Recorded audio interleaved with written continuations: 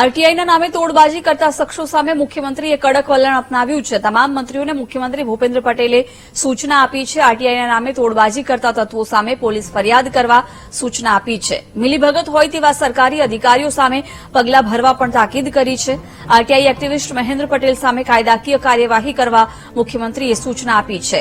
શિક્ષણ વિભાગમાં આરટીઆઈ કરીને તોડબાજી કરતા મહેન્દ્ર પટેલની તાજેતરમાં જ ધરપકડ કરવામાં આવી છે।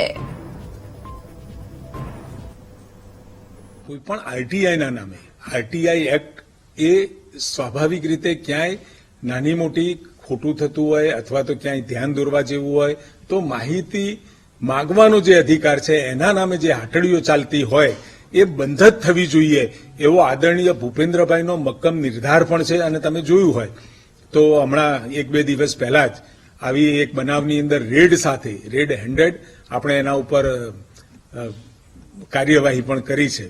અને આમાં દરેક ક્ષેત્રની અંદર જ્યાં પણ કોઈ આવી ફરિયાદ મળે અને બ્લેકમેલ કરતા તત્વોને આરટીઆઈના નામે એ દુકાનો બંધ કરાવવાનો મક્કમ નિર્ધાર આદરણીય ભૂપેન્દ્રભાઈ પટેલ સાહેબનો છે।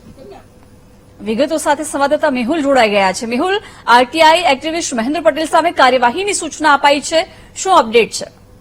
બિલકુલ વાત કરવામાં આવે તો જે કેબિનેટની બેઠક ભૂપેન્દ્ર પટેલની અધ્યક્ષતાને મળી હતી કેબિનેટની અંદર સંદર્ભે ચર્ચા કરવામાં આવી। આરટીઆઈના નામે તોડબાજી કરતા શખ્સોની સામે કાર્યવાહી કરવા માટેની સૂચના મુખ્યમંત્રીએ આપી છે। સાથે જ તમામ મંત્રીઓને સૂચના પણ આપી છે કે આવા જે વ્યક્તિઓ જે સંડોવાયેલા હોય જે આરટીઆઈના નામે તોડબાજી કરતા હોય તેવા સામે કાર્યવાહી જે છે તે વિભાગો દ્વારા કરવામાં આવશે અને આ વિભાગોમાં કોઈ અધિકારી તેની મદદ કરતો હોય તો એની સામે ખાતાકીય કાર્યવાહી કરવા માટેની સૂચના મુખ્યમંત્રી દ્વારા આપવામાં આવી છે।